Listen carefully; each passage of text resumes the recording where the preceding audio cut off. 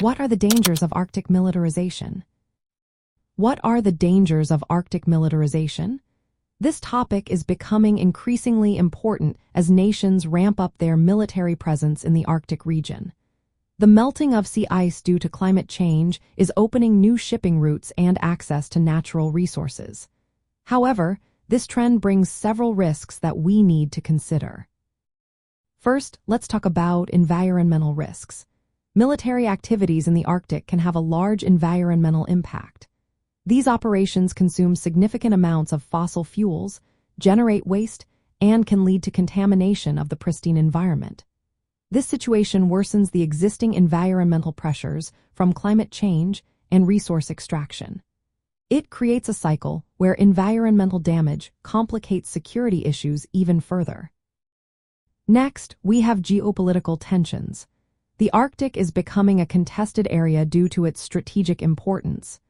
Countries like the United States and Russia are increasing their military presence, which can be seen as provocative. This competition for resources and influence can lead to conflicts, making the region less stable. Indigenous communities are also affected by this militarization. The Arctic is home to many indigenous peoples whose traditional lifestyles are already threatened by climate change. Increased military and industrial activities disrupt their way of life, affecting their cultural and social well-being. Changes in ice and weather patterns make survival more challenging for these communities. Security challenges arise as well. The melting ice and greater accessibility of the Arctic requiring new forms of civil-military cooperation for disaster response. However, this can blur the lines between military and civil roles, complicating the security environment. Relying solely on military strength ignores the connections between ecological, social, and economic systems, which increases the risk of miscalculations or accidental escalations.